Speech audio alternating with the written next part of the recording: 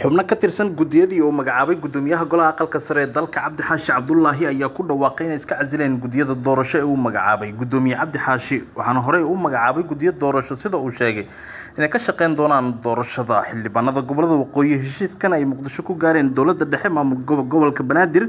iyo dowlad goboleedyada ayaa ka dhigan in xukuumadda Soomaaliya ay soo magacaabayso gudiyada doorasho oo kuraasta gobolada waqooyi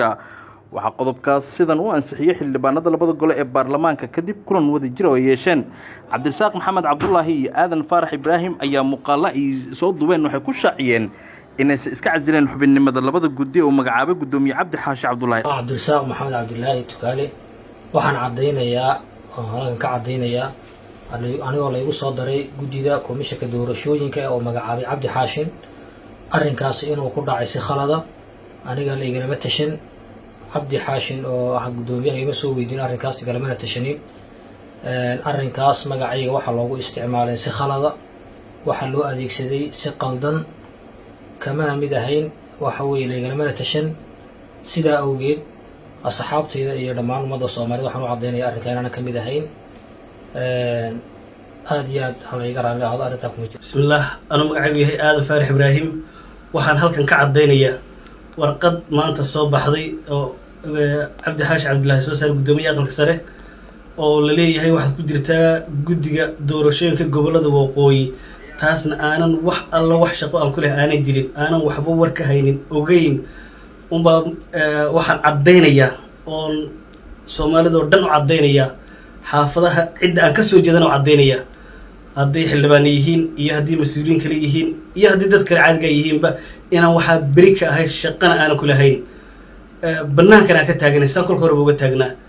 dhanka kale waxaa qoraal bartiisa Facebook soo dhigay isku casilay Khalid Ibraahim Axmed ayaa iscasilaadiisa ku sababeeyay codsi ka yimid bulshada uu ku matalo inaysan khilaaf xilligan noqon xildhibaanada iyo senatarada ka soo jeeda gobolada waqooyi ayaa gudoomiye Cabdi Xaashi ku eedeeyay inuu iska horkeenayo shacabka iyo xildhibaanada isla markaana waxay si cad u sheegeen inuusan xaq u lahayn magacaabista gudiyada doorasho ee kuraasta gobolada waqooyi. Mahad Mutawakkil Hon Cable TV Muqdisho. ma ogtahay macmiil in shirkadda Somtal ay ku daafurtay wejigii labaad ee abaalmarinta 5,000 ee hadiyado taasoo ay ku jiraan 10 baabuur oo cusub oo Hyundai mobaylo talaagado qasaalado tablets dhammaantood baa shirkadda Samsung dahab iyo dalxiis hotelada damala ayaa kugu jirta hadiyadaha iyo sidoo kale accounts dahabshiil ah oo ay lacag kugu jirto. haddaba si aad uga mid noqotid guulaystayaasha fadlan si joogto ah u isticmaal adeegyada Somtal sida ku hadalka internetka iyo adeega casriga ee e-dahab. markasta oo aad isticmaashid adeegyada kala duwan ee shirkadda Somtel waxaad fursad u helaysaa inay heladaada iyo asxaabtaada ay ku codeeyaan bil kastana toddobaadka u dambeeya waxa uu serverka Somtel uu soo xuli doonaa kontonka macmiil ee ugu codka badan leh ee u gudbi doona wareegga labaad. tusaale ahaan macmiil gal qaybta fariimaha ee telefonkaaga